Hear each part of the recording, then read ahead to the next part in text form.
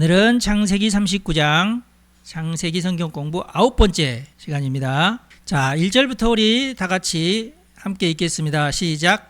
요셉이 이끌려 애굽에 내려가매 바로의 신하 친위 대장 애굽 사람 보디발이 그를 그리로 데려간 이스마엘 사람의 손에서 요셉을 산이라. 여호와께서 요셉과 함께 하심으로 그가 형통한 자가 되어 그의 주인 애굽 사람의 집에 있으니 그의 주인이 여호와께서 그와 함께 하심을 보며 또 여호와께서 그의 범사에 형통하게 하심을 보았더라. 요셉이 그의 주인에게 은혜를 입어 섬김에 그가 요셉을 가정 총무로 삼고 자기의 소유를 다 그의 손에 위탁하니 그가 요셉에게 자기의 집과 그의 모든 소유물을 주관하게 한 때부터 여호와께서 요셉을 위하여 그 애굽 사람의 집에 복을 내리심으로 여호와의 복이 그의 집과 밭에 있는 모든 소유에 미친지라. 주인이 그의 소유를 다 요셉의 손에 위탁하고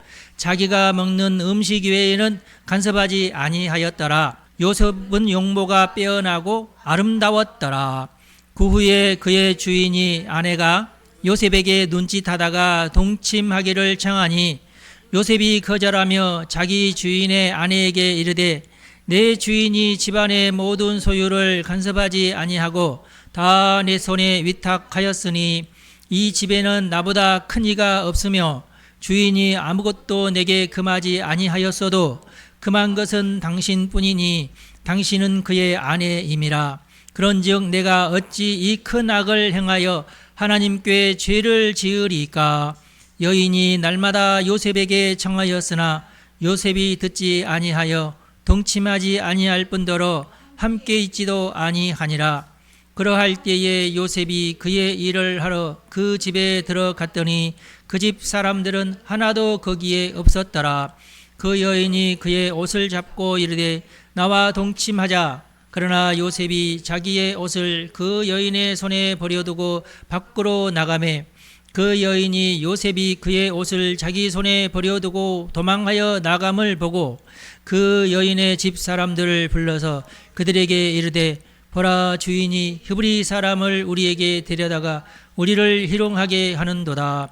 그가 나와 동침하고자 내게로 들어오므로 내가 크게 소리 질렀더니 그가 나의 소리 질러 부름을 듣고 그의 옷을 내게 버려두고 도망하여 나갔느니라 하고 그의 옷을 곁에 두고 자기 주인이 집으로 돌아오기를 기다려 이 말로 그에게 말하여 이르되 당신이 우리에게 데려온 히브리 종이 나를 희롱하려고 내게로 들어왔으므로 내가 소리질러 불렀더니 그가 그의 옷을 내게 버려두고 밖으로 도망하여 나갔나이다. 그의 주인이 자기 아내가 자기에게 이르기를 당신의 종이 내게 이같이 하였다 하는 말을 듣고 심히 노한지라. 이에 요셉의 주인이 그를 잡아 옥에 가두니 그 옥은 왕의 지수를 가두는 곳이었더라. 요셉이 옥에 갇혔으나 여호와께서 요셉과 함께 하시고 그에게 인자를 더하사 간수장에게 은혜를 받게 하시매 간수장이 옥중 죄수를 다 요셉의 손에 맡김으로 그 재반 사물을 요셉이 처리하고 간수장은 그의 손에 맡긴 것을 무엇이든지 살펴보지 아니하였으니 이는 여호와께서 요셉과 함께 하심이라. 여호와께서 그를 범사에 형통하게 하셨더라. 아멘. 네, 오늘은 창세기 36장부터 공부하도록 하겠습니다. 36장에는 에서의 족보가 나오는데요. 1절에서 8절까지는 에서의 아내들 그리고 세일로에 이주한 내용들, 또 두 번째 9절에서 30절까지는 에돔 후손의 족장들에 대한 얘기가 나와요. 호리 족속에 대한 얘기도 나오고 그 다음에 31장부터 43장까지는 에돔의 8왕의 목록 그리고 족장들의 목록이 나옵니다. 창세기에 족보 이야기가 많이 나오는데 창세기 36장이 제일 길게 많이 나옵니다. 근데 에서의 족보잖아. 야곱의 족보도 아니고, 그죠? 그런데 에서가 중요해요, 야곱이 중요해요? 야곱이 중요한데 야곱은 12명밖에 기록이 안 됐는데 에서의 족보에 보니까 어마어마하게 많은 사람이 기록되어 있네? 왜 그럴까요? 창세기의 태장 패턴이라고 되어 있는데 여기까지만 에서 이야기를 기록하고 더 이상 기록하지 않겠다. 그러니까 앞으로 있을 얘기까지 다 달닥닥 긁어 모아서 36장에 다 집어넣어놓고 에서의 이야기는 이걸로 땡 하기 위해서 이렇게 썼습니다. 언약계열이 아니라 비언약계열이죠. 비언약계열의 족보인데 뭘 이렇게까지 세세하게, 네, 가인은 죄를 지었고 그래서 셋부터 시작하죠. 하나 둘 셋이 아니죠. 그리고 이스마엘부터 시작을 하지만 이스마엘이 형이지만 이스마엘은 비언약계열, 이삭은 언약계열, 에서는 비언약계열, 야곱은 언약계열이잖아요. 그런데 하여튼 에서의 이야기는 여기서 역사적으로 딱 완결을 짓습니다. 그래서 에서는 여기서부터 무대에서 공식 퇴장이 되는 겁니다. 근데 이렇게 하는 이유가 뭐냐? 이스라엘 자손을 다스리는 왕이 있기 전에 에돔 땅에 이미 왕들이 있었다는 거예요. 그만큼 에서가 더 번창했다는 뜻입니다. 야, 이건 아닌 것 같은데 하나님은 야곱을 통해서 바다의 모래같이 하늘의 별과 같이 그랬는데 사실은 네, 이삭의 생전에 에서가 더 번창한 것이 보여요. 이 뭔가 잘못되지 않았나 싶은데, 네, 에서도 하나님의 약속 안에 큰 민족을 이루리라고 기록된 적이 있어요.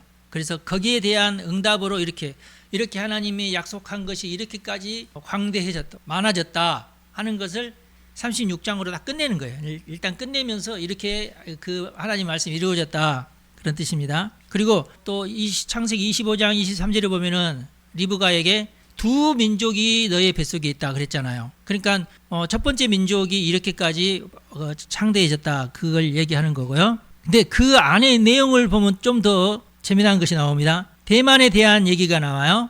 대만은 어디냐? 욥의 친구 엘리바스의 출생지입니다. 예, 에서의 장자 엘리바스의 아들이 에돔 남부 지역 명으로 고착이 됩니다. 거기가 그래서 대만으로 알려져 있어요. 그래서 욥기 2장 11절에 보면 대만 사람 엘리바스라는 말이 나와요. 예, 에돔 지혜 전통의 중심입니다. 그래서 대만이. 그리고 예레미야서 49장 7절에도 보면은 에돔의 지혜가 없게 되었는가라는 표현이 나와요.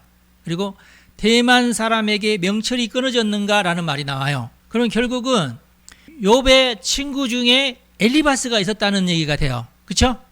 근데 이제 예레미야가 나중에 뭐라고 한탄을 하냐면은 에돔에 이제 지혜 있는 사람이 없느냐? 정확하게는 어디예요? 대만 사람 중에 명철이 끊어졌구나.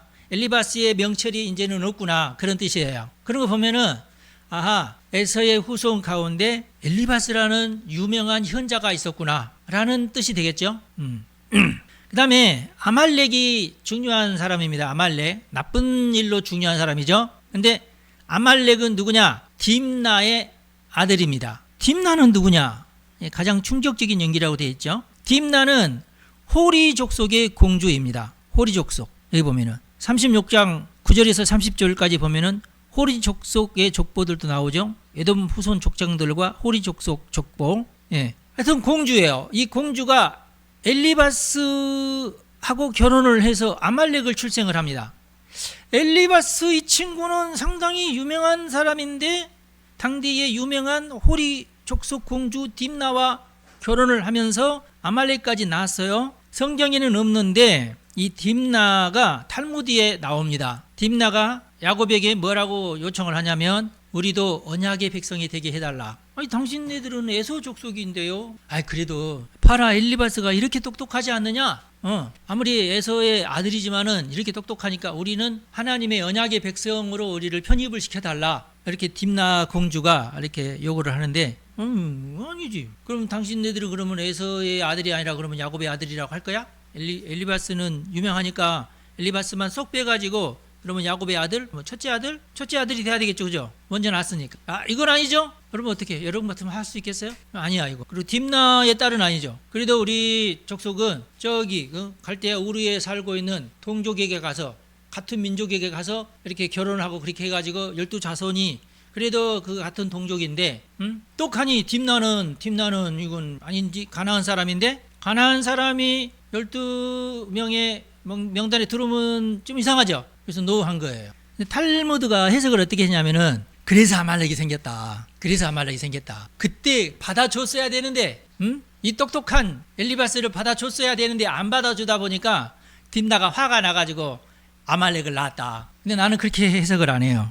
나는 안 받아들이기를 잘했다는 생각을 해요. 어디 아무리 지가 이쁘고 똑똑하고 똑똑한 남편을 뒀다고 해서 지까지 그러면 아니죠, 그죠?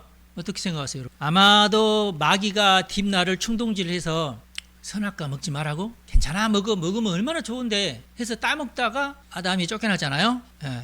딥나도 봐라 엘리바스 이렇게 똑똑한 사람이고 이 사람이 낳은 아들이 아말렉인데 우리를 그 야곱의 13번째 뭐 이렇게 해서 12로 끝나지 말고 13으로 끝나면 좋지 않느냐 이렇게 해가지고 들어가면은, 예, 그렇지. 그럼 우리가 어떻게 보면은 에서의 그 가문들과도 연합이 되면서 지금 현재 야곱보다는 에서 가문이 어마어마하게 지금 창대해 있었으니까 그 보호 안에 우리가 들어갈 수 있겠다. 얼마나 좋아요, 그렇죠? 그런데 들어가면 안 되죠. 언약의 가문이 안 되죠. 그러면 아말렉은 그 이후로 어마어마하게 이스라엘의 영원한 원수가 되고 지금까지 원수입니다. 출애굽기 17장에서부터 사무엘상 15장은 사울 왕이 아말렉 대장 아각을 살려주고 뭐 이런 일이 있잖아요.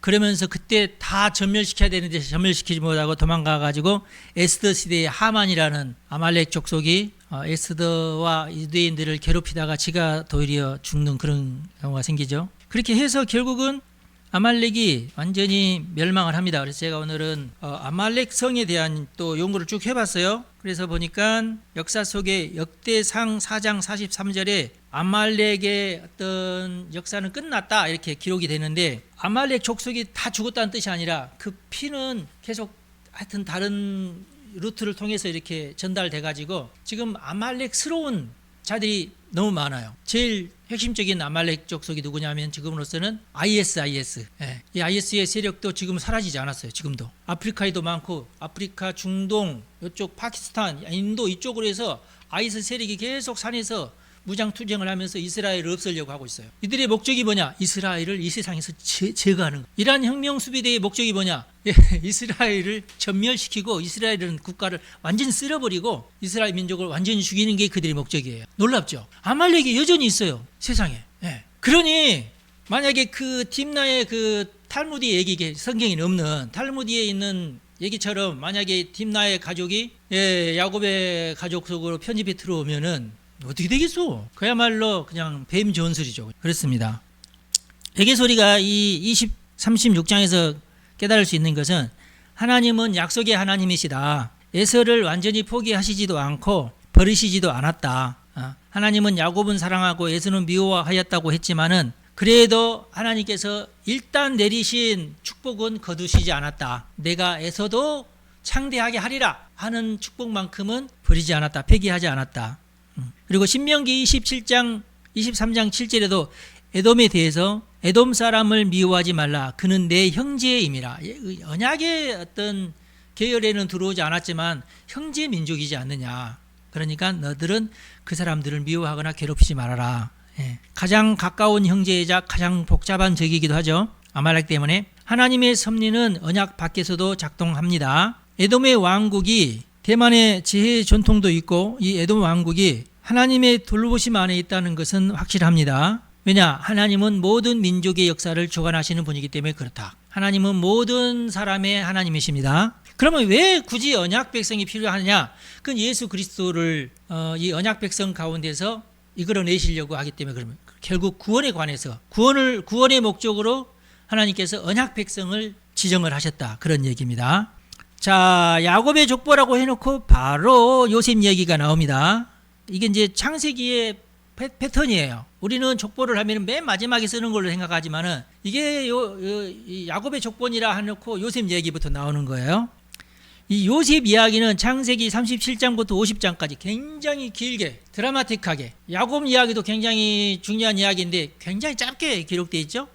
야곱은 심지어 요셉보다도 훨씬 더 막 100 까먹으면 굉장히 나이도 많잖아요. 그런데 요셉 이야기는 어느 족장들 이야기보다 더 길다. 족장 이야기가 그러니까 아브람, 이삭, 야곱, 여기까지가 족장. 요셉부터는 족장이라고 하긴 조금 그래요. 달라요. 야곱의 톨레도트가 뭐냐면 족보라는 뜻이야. 족보. 야곱의 족보인데 요셉 이야기다. 창세기 37장, 38장, 39장까지 오늘 해야 되는데 37장에서는 요셉의 편에 요셉만 사랑해서 그에게 어떤 이쁜 옷 지어주고 요셉의 꿈 얘기, 그리고 애굽에 팔리는 이야기들, 그리고 38장에는 뜬금없이 유다 얘기가 들어갑니다. 다말 이야기. 39장에는 우리가 읽은 39장 요셉에 관한 이야기, 임재하시는 하나님, 코람데오. 코람데오라는 말은 뭐냐면은 내가 학교 다닐 때 많이 유용했던 말이고, 코람데오라는 하나님 앞에 서 있는 사람들, 하나님의 임재 가운데 있는 사람들이라는 뜻입니다. 요셉 이야기하면은 채색옷 이야기부터 나오죠. 캬토네트 파심, 채색옷이라는 뜻입니다. 귀족 소매 튜닉, 이 귀족들이 이 소매에다가 색깔을 넣는데요. 형제 중 요셉에게만 이 요셉은 특별하다라는 의미의 이제 색동옷을 입힌 거예요. 야곱이 시각적으로 차별을 선언한 행동이죠. 잘한 행동일까요? 잘못한 행동일까요? 잘못한 행동이죠. 근데 야곱 입장에서는 너무 잘한 행동이에요. 야곱으로서는 이러는 거예요. 야, 이놈들아, 내가 진짜로 사랑하는 여인은 라헬밖에 없거든. 나는 레아에게 속았어. 나의 사랑은 오로지 나는 라헬이야. 나는 진짜 정조가 똑바른 사람인데 사우 때문에, 레아 때문에 내가 속아가지고 내가 이 모양 이꼴로 아내를 넷이나 갖게 됐는데 사실은 내 아내는 하나야. 이런 어떤 자기만의 어떤 정의감, 이런 것이 아주 있어요. 사람마다 자기의 정의감이 있어요. 여러분들은 뭡니까? 다 있습니다. 근데 야곱만 그런 거 아니라 이삭도 하여튼 잘못한 게 있고 아브라함도 잘못한 게 있죠. 성경에는 너무나 솔직하게 그런 것들을 다 이렇게 기록을 해놨어요. 우리나라 역사책은 안 그러죠. 조선 왕조실록 말고 보통 역사책들은 좋은 점들만 막 쓰지 않습니까? 근데 우리나라 조선 왕조실록은 대단합니다. 왜냐하면은 왕도 그 왕조실록을 보지 못하게 해가지고, 야, 오늘은 무슨 일을 했다고 꼼꼼하게 다 적어. 그러니까 별로 할 일도 없이 맨날 그것만 적는 사람은 자기가 하고 싶은 대로 하는 거야. 오늘은 별일 없었음 이렇게 쓰기도 하는데, 내가 볼 때 저 왕이 돼가지고 그러면은 안 좋은 말 다 집어넣어. 저 왕조실록 보면 그런 게 있어요. 그래서 우리나라 왕조실록이요 대단합니다. 그래서 두 꿈의 신학 이중성. 야곱이 꿈을 두 개를 꿉니다. 무슨 꿈을 꾸죠? 첫째는 볕단을 꿈을 꿔요. 보리단인가? 볕단 아니겠죠. 보리단이겠죠. 추수를 했는데, 그런데 여러 단들이 있는데 요셉이 세운 단은 꼿꼿이 서 있는데 형들이 세운 단은 요셉의 단을 향하여서 고개를 숙이더라. 볕단 치고 고개 숙이지 않는 볕단은 없죠. 그죠? 그렇잖아요. 그 요셉의 단은 내가 볼 때 그 익지도 않는 벼를 벤 거야. 요셉이. 그렇죠? 그러니까 꼿꼿이 서 있고, 형들의 단은 이건 이것군 하면서 이렇게 추수를 했으니까 형들은 제대로 추수를 한 거고 요셉은 추수를 엉터리로 한 거죠. 그런데 하여튼 요셉이 내 꿈을 꾸는데 내 단은 딱 꼿꼿이 서 있는데 형들이 단은 다 내 단에 고개를 숙이더이다. 뭐이 자식, 이놈의 자식, 우리가 너한테 고개를 숙인단 말이야? 이놈의 자식, 제일 조그만 놈이. 그런데 그 다음에는 또 해와 달과 11별이 나에게 경배를 하더이다. 그러니까 그때는 야곱도 뭐이 자식아, 나랑 네 엄마도 너에게 경배한다고 이놈 봐라. 다들 화가 나가지고 뭐 야단치고, 야곱도 그때는 내 이놈 자식 어디서 함부로 그러는데, 그래도 야곱은 역시 채색옷 내 아들, 그런 마음은 속에 있었다, 그런 얘기예요. 여러분들도 그럴 거죠? 그런데 이런 비슷한 꿈을 두 번이나 꿨다는 얘기는 뭘 말하느냐 하면 하나님이 이미 확정을 했다, 그런 뜻입니다. 창세기 41장 32절에도 보면은 바로가 꿈을 꾸는데 연거푸 두 번 꿈을 꿔요. 바로의 꿈 두 번, 이것은 뭘 말하느냐, 영적으로 하나님이 계획을 확정하셨다. 이제 변개하지 않는다. 무조건 이대로 쭉 흘러간다. 그래서 요셉이 꿈 잘 푼다는 것이 이제 소문이 나가지고 바로 왕에 가가지고, 야, 너가 이 꿈을 해석해라. 이 꿈을 이러이러 하는데, 이렇게 두 번 똑같은 비슷한 꿈을 꿨다는 얘기는 뭘 말하느냐면 하나님께서 반드시 이렇게 하겠다고 확정한다는 뜻입니다. 딱 이렇게 얘기를 해요. 그러니까 바로 그래, 네가 바로 총리감이다. 이제 네가 이 나라의 총리가 되거라 해가지고 요셉을 총리시키죠. 이렇게 쉽게 총리가, 꿈 한번 해석했다고 총리가 되면, 근데 그런 꿈을 하나님이 줘야지 뭐. 그렇죠? 그러면 맨 마지막에 보면은 편애나 인신매매가 아니더라도 하나님의 뜻은 이루어집니까? 여러분 어떻게 생각하세요? 형제들이 요셉을 팔아야 했다. 상황을 보니까 이것도 어쩔 수 없이 어떤 운명적으로 요셉이 애굽으로 갈 수밖에 없는 그런 상황을 하나님께서 만들기 위해서 하나님께서 이렇게 요셉의 형제들을 충동질을 시키신 것이다. 아니다.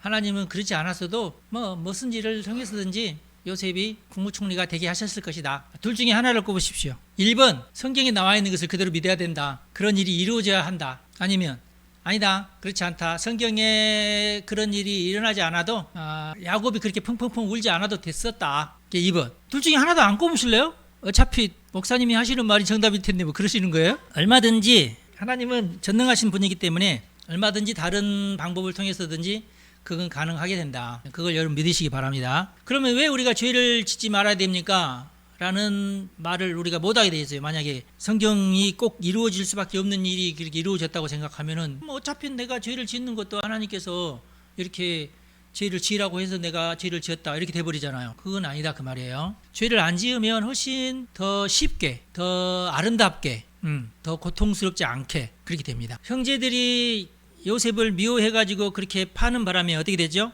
야곱은 그 오랜 세월을 눈물 속에 지냈어요. 그건 하나님이 원하시는 바 아니죠? 그리고 11 형제들은 어땠어요? 11 형제들은 죄책감 속에 살아야 됐고 결국은 또 어떻게 됐어요? 양을 잡아서 그 양의 피를 채색 옷에 입혀서 아버지한테 갖다 주면서 아버지 우리가요 보니까요 우리가 이거 요셉의 옷 같은데요 이 피가 여기 묻어 있습니다. 거짓말을 했어야 됐어요. 그렇죠? 거짓말 한 게 잘한 거 아니잖아. 자신의 양심을 속이면서 거짓말을 했어야 됐어. 하나님은 그런 어떤 죄된 방법으로 하나님의 뜻을 완성하시는 분은 아니다. 근데 이런 말은 가능해요. 우리가 아무리 언약의 백성이지만 막 죄를 지으면서 우리가 곁길로 가지만 그럼에도 불구하고 하나님은 그런 어떤 고난을 통해서라도 결국에는 하나님의 뜻을 이루시는 분은 전능하신 하나님이시기 때문에 그런다. 그게 우리 신앙 고백이. 그래 뭐 어차피 그렇게 될 거 내 마음대로 살란다. 그러면 내 삶이 더 고난스러워. 그럴 뿐이에요. 그렇다고 해서 이제 여러분들이 또 어디 가가지고 신방 가가지고 아유 권사님 어쩌다가 암에 걸리셨어요. 죄를 지어서 암에 걸리셨겠지만 그래도 하나님께서는 권사님을 사랑하시기 때문에 모든 것이 협력하여 선을 이루신답니다. 아멘. 병문 아니에요 뭐예요 이게. 틀린 말은 아니지만 얄미운 말이지만 그것은 예절이 아니. 그리고 그 사람의 죄인지 다른 사람의 죄인지 모르잖아. 우리가 판단을 못 내려요. 그렇죠? 근데 야속하게도 이 신학자들은 아주 야속한 말을 했어요. 야곱을 속이는 염소피 해가지고 야곱도 아버지를 속일 때 염소 가죽을 사용했다. 얄미워 하여튼 이 신학자들은.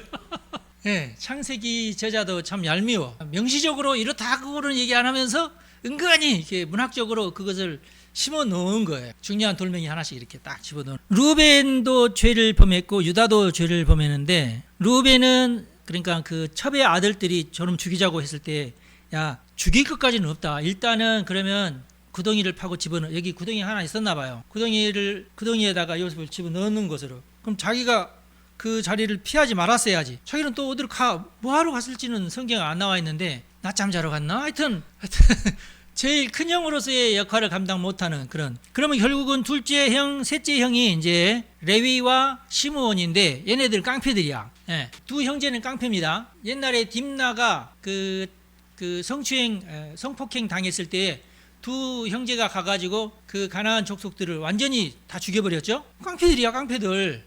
근데 그 다음이 누구냐? 유다입니다. 유다. 넷째 아들. 그래서 첫째 아들은 무책임한 아들, 둘째, 셋째 아들은 깡패 아들, 넷째가 유다입니다. 그래서 유다가 장자예요. 우리나라는 무조건 첫째가 장자인데 이스라엘 전통에서는 누가 장자의 어떤 그 뭐죠? 역할을 하느냐가 아주 중요해요. 그래서 에서가 장자지만 야곱에게 그 장자의 어떤 명분이 흘러갑니다. 아담의 장자는 가인이잖아. 그러나 아벨을 죽인 놈이니까 장자의 직분이 떨어지고 셋이 장자가 돼요. 아담은 그러면 셋만 나왔을까요? 아니요. 성경에 보면 그 뒤로 성경에 이름이 안 나왔지 그 뒤로도 자녀들을 낳았다고 돼 있어요. 그러니까 900년 동안 살면서 자녀를 낳았으니까 900명까지는 아니다 할지라도 자녀를 낳았다. 예. 근데 셋만 장자만 딱 이름이 적혀 있죠. 유다도 야 우리가 동생을 죽일 필요가 없다. 그냥 팔아먹자. 그러니까 돈에 다들 눈이 뚱. 그래? 야, 이거 그때 당시 아마 그 노예가 20세겔이었나 봐요. 은 20세겔이었나 봐요. 그러면 저 하나 빼고 그러면은 그 베냐민은 아마 이제 나이가 어려서 안 데리고 왔고 그러면 10명이잖아요. 그럼 한 사람당 몇 세겔? 2세겔. 그러면 한 사람당 한 200만 원? 이 정도로 챙기기 위해서 그 일을 꾸미는 겁니다. 유다는 이런 생각을 했죠. 죽이는 것보다는 팔아먹는 게 낫다. 누이 좋고 매부 좋고. 요셉 너도 좋지? 죽을래? 팔릴래? 팔아주십시오. 제발 죽이지만 말아주시고. 그래 그러면 너도 이익 나도 이익. 유다는 굉장히 이게 셈이 빠른 사람이에요. 네. 그래서 유대인들이 셈이 빠른가 봐요. 인간 악의 연쇄가 하나님의 계획을 방해하지 못했다. 실현의 통로가 되었다. 그러나 인간의 실수는 필요 충분 조건은 절대로 아니다. 38장에 느닷없이 유다와 다말 이야기가 나옵니다. 38장이 이 요셉과 야곱 이야기의 중간에 싹 끼어 들어온 이유는 여기밖에 틈이 없어요. 그래서 일이 들어온 거예요. 38장 이야기는 전혀 다른 이야기입니다. 세 가지 이유는 뭐 학자들이 하는 얘기고, 수아라는 사람은 사람의 이름입니다. 사람의 이름 수아. 그런데 남성이라는 히브리 말도 시아라는 말이 있습니다.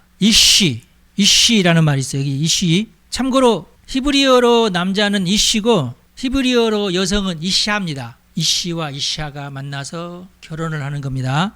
그런데 가나안 사람 남성 수아라는 사람이 있었는데 그 사람의 딸과 유다가 결혼을 합니다. 그렇게 해서 아들을 둘을 낳아요. 아들을 둘을 낳아서 아들이 또 이제 커서 장가를 보냈는데, 첫째 아들을 누구에게 장가를 보냈냐 하면은 다말에게 장가를 보냅니다. 그러니까 다말은 유다의 며느리입니다. 첫째 며느리. 아시겠죠? 다말의 신부는 가나안 여인입니다. 유다의 합법적 며느리입니다. 그런데 하나님이 보시기에 유다의 아들이 둘이 있었는데, 첫째 아들도 그렇고 둘째 아들도 그렇고 하나님의 눈 밖에 났어요. 나쁜 놈들이네. 그래서 하나님께서 첫째 아들을 죽이셨어요. 얼마나 나빴으면 죽이기까지 했겠어요. 그러면 다말은 어떻게 돼요? 과부가 되는 거죠. 그럼 유다가 생각할 때는 어떻게 돼요? 결혼을 잘못 시켰나? 다말한테 결혼해서 죽었나? 이렇게 되겠죠? 모든 부모들은 자기 자식들이 잘못했기보다는 배우자가 잘못했다는 생각을 해요. 예. 여러분들은 안 그러시죠? 근데 하여튼 대부분 그렇게 생각을 해요.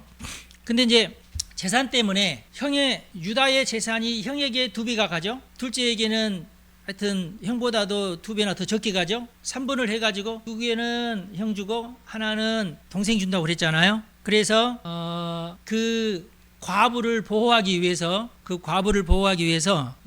형의 이름으로 둘째가 형수에게 장가를 가가지고 형의 아들을 낳아줘야 됩니다. 형의 아들을 낳아주고 자기는 또 자기 아내를 따로 얻어야 돼. 그래야 그 형의 재산이 그 아들에게 가는 겁니다. 계대 결혼이라고 하죠. 당시의 풍습이 그랬어요. 그래서 둘째한테 야, 너 빨리 형수님에게 가가지고 그 아들을 낳게 해줘라. 그러나 이 둘째 아들이 자기가 뿌린 씨앗이 자기의 아들이 아니게 될 것을 알고 몰래 땅에다가 설정을 합니다. 그런데 하나님께서 그것을 이런 나쁜 놈이 하면서 둘째 아들도 죽여버려요. 어차피 다 죽여야 되는데 더 나쁜 짓을 했으니까 죽인 거예요. 와, 유다의 생각에 다말 저거 말이야. 내 아들 벌써 둘이나 죽었네. 다말 때문에. 이렇게 된 거예요. 다말 때문에 죽은 거 아니죠? 다말은 억울해.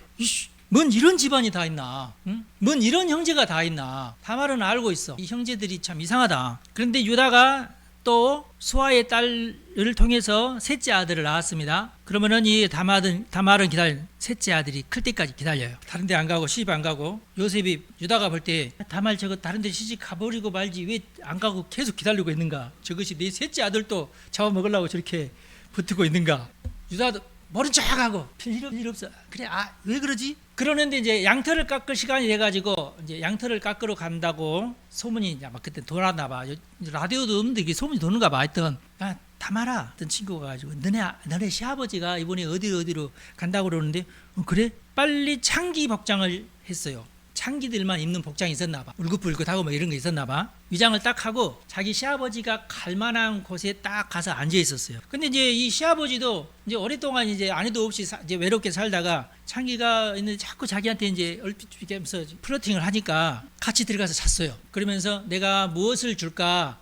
내가 당장은 내가 양새끼라도 한 마리 없는데 나 준비하고 온 게 아니니까. 유다는 의도적으로 온 게 아니잖아요, 지금. 아니요, 걱정하지 마세요, 손님. 도장하고요, 지팡이하고요, 뭘 달라고 그래? 짜라기인가? 이걸 달라고. 그래? 이것을 충분하겠어? 예, 괜찮아요. 나중에 염소 한 마리 보내시면 됩니다. 그럼 제가 드릴게요. 도장 다 드릴게요. 그러자고 하면서 하룻밤 잤는데 덜컹 얘가 생겨버려. 예.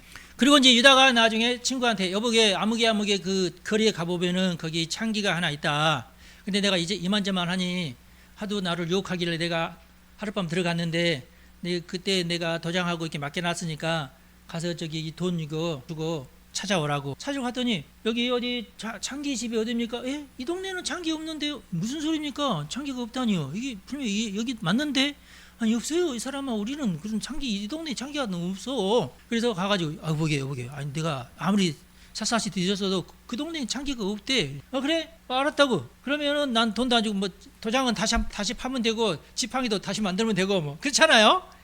아이고 뭐 자기가 그랬으니 뭐 어쩔 수 없지 뭐 이상한데 뭐 그랬는데 하여튼 소문이 돌기를 여보게 유다 자네 며느리 다말이 애를 뱄다네. 애를 뱄? 옳거니 잘됐다. 야야야 가서 저기 불태워버리라고 해라.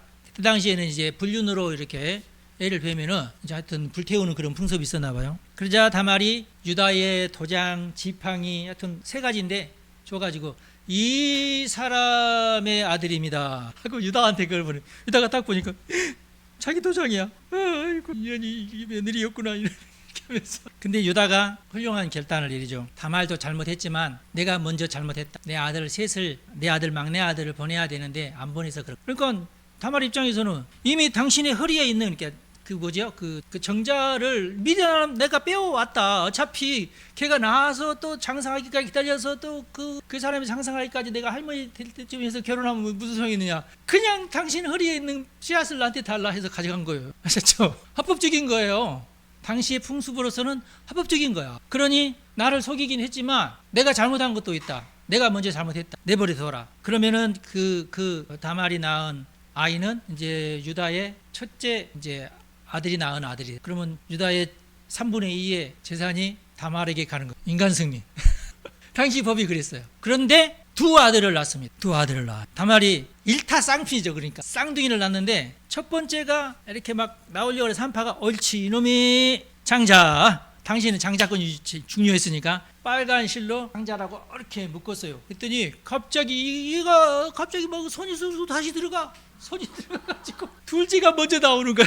원래 이놈 봐라. 이게 막 자궁을 터치고 나오네. 그래서 이름이 베레스입니다. 베레스가 이제 터뜨리다, 깨뜨리다 라는 뜻이에요. 차자가 장자 위치를 차지하는 창세기. 예. 이스마엘보다 이삭. 또 그 다음에 에서보다는 야곱. 여기도 보면은 차자가 끝까지 장자의 위치를 차지하는 베레스. 그리고 10번째 아들 요셉이 온 식구들을 요셉의 발 앞에 무릎 꿇게 만드는 사건. 이 모든 것들이 창세기에 다 있죠. 하나님은 약자의 하나님이시다. 여러분 힘내시기 바랍니다.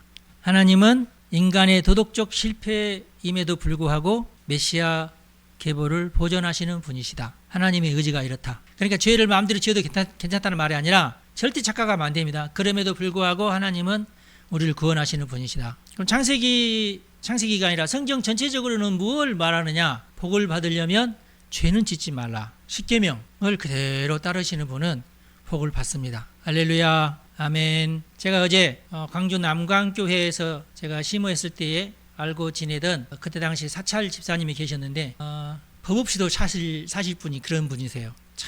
참 착해요. 사찰 집사님이신데도 그렇게 깍듯하고 제가 그때 35대 때 그랬는데도 그렇게 나한테도 공손하고 그래. 그때 당시 내가 전도사하고 그랬는데 거기서 제가 안수받았거든요.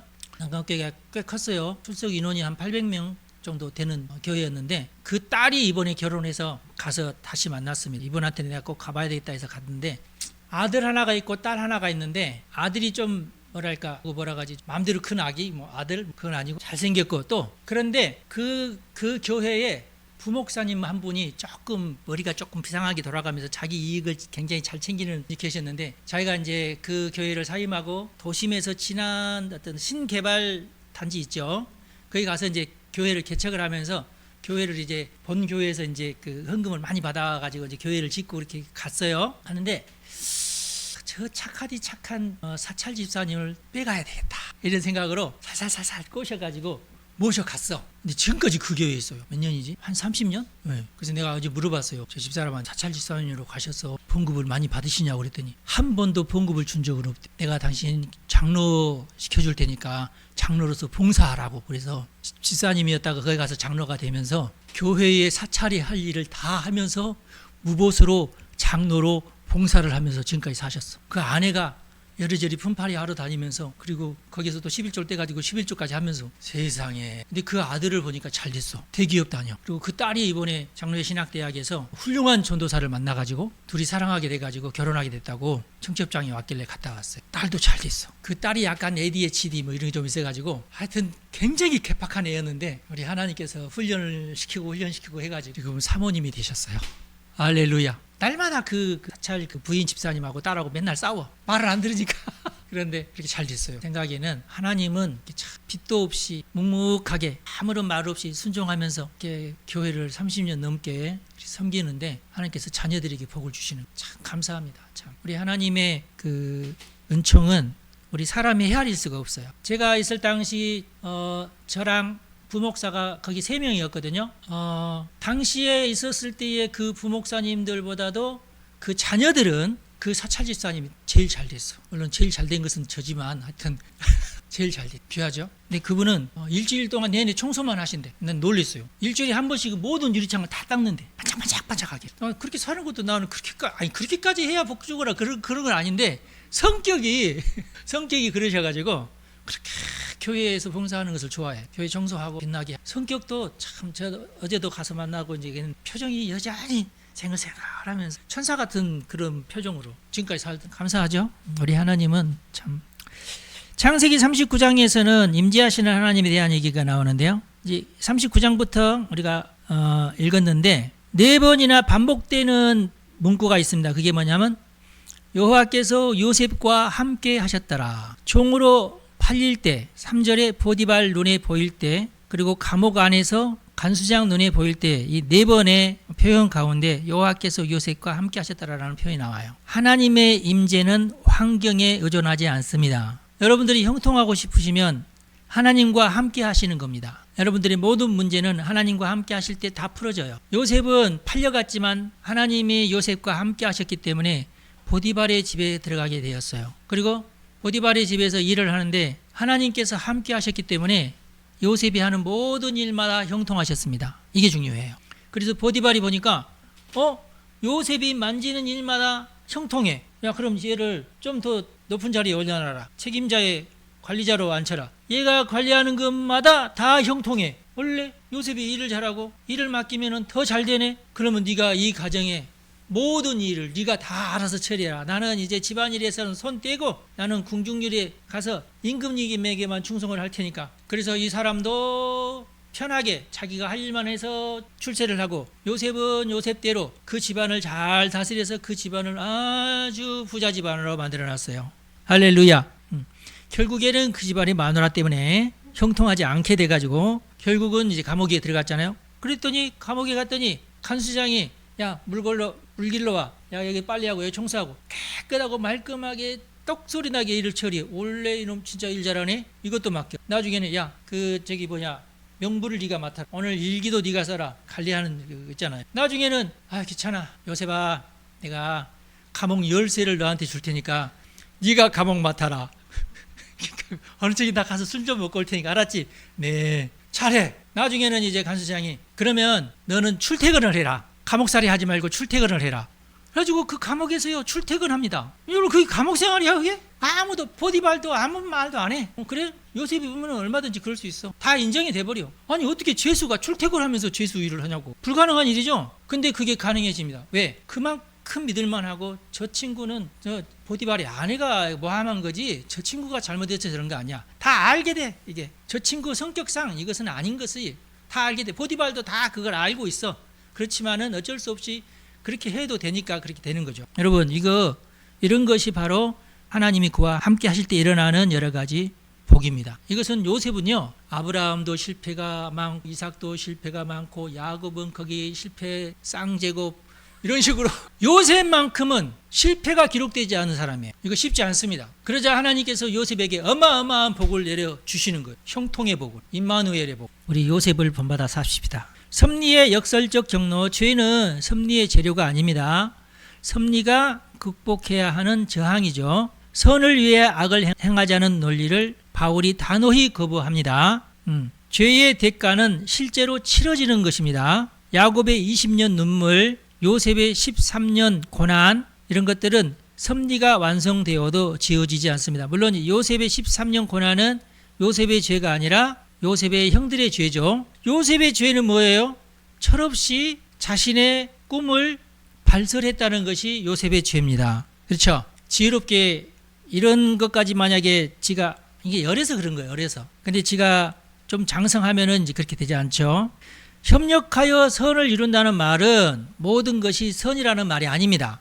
선이 아니어도 하나님께서 은혜를 베푸시고 그러셔서 이제 하나님의 뜻이 이루어진다는 것이다. 그런 뜻입니다. 우리는 어떻게 이런 어떤 하나님의 원리, 성경 말씀의 원리를 두고 어떻게 해야 되겠어요? 되도록이면은 죄를 짓지 않는 것이 복이다. 그렇죠? 되도록이면은 온유한 것이 복이다. 되도록이면은 하나님 앞에 서는 것이 복이다. 하나님 앞에서 이 핑계 저 핑계 대거나 막 사실은 이러쿵저러쿵 하고 변명하고 이런 것보다는 겸손하게 하나님 앞에서 무릎을 꿇고 하나님께서 하시라는 대로 순종만 하면은 아닌데요, 그럼 제가 손인데요, 이러지 말고 순종만 하시면 하나님은 다 헤아리시면서 그 사람에게 맞는 복을 주신다. 아셨죠? 예수 믿기가 힘들어. 세상 사람들이 얼마나 나를 괴롭히는데 그래도 아멘하고 하나님 감사합니다 하고 하나님에게 도움을 청하면 하나님이 다 알아서 하십니다. 하나님, 이 사람이 나를 괴롭히는데 하나님 저를 도와주십시오. 아셨죠? 이러이러한 어려움이 있습니다. 하나님 저를 도와주십시오. 합법적으로 빠져나갈 구멍이 어디 있습니까? 좀 가르쳐 주세요. 그러면 이리 가거라 가르쳐 주십니다. 할렐루야. 법을 어기라는 말이 아니라 교묘하게 그 법을 피해가는 것이 지혜. 며칠 전에 또 재미난 일이 있었어요. 모든 것이 선한 것은 아니다. 시대가 많이 변해지고 교회도 많이 변해야 된다. 여러분의 삶도 많이 변해지시길 바랍니다. 왜냐? 나는 하나님의 사람이라는 그런 자부심이 있습니다. 물론 이제 죄를 지으면 안 돼요. 그냥 한 번씩 이렇게 주사바늘로 이렇게 주사 한 대 꽉 놓듯이 그렇게 하면 돼요. 좋은 거 가르치는 것 같지는 않은데 하여튼 간에 여러분들이 할 수 있는 최선의 어떤 방법을 선택하셔가지고 이렇게 하시면 하나님께서 반드시 여러분 편이시고 여러분 도와주십니다. 할렐루야. 잘 될 거야. 이 직장 잘리면 안 된다. 더 좋은 직장 하나님이 주십니다. 아셨죠? 그걸 믿으시고 용감하게 사시기를 바랍니다. 기도하겠습니다. 하나님 아버지 감사합니다. 우리 성도들을 축복합니다. 우리가 하나님의 말씀을 통하여 여러 가지 지혜를 배우게 되는데 하나님께서 우리와 함께 하시어서 우리의 영안이 열리게 하시고 영의 귀가 뚫리게 하여 주시고 우리의 마음이 더 넓어지게 하시고 하나님의 보호하심에 대한 믿음이 더 강력하게 하여 주시어 험한 세상 승리하면서 살아가는 우리 성도들 되게 하옵소서. 우리 주 예수님의 이름으로 축복하며 기도합니다.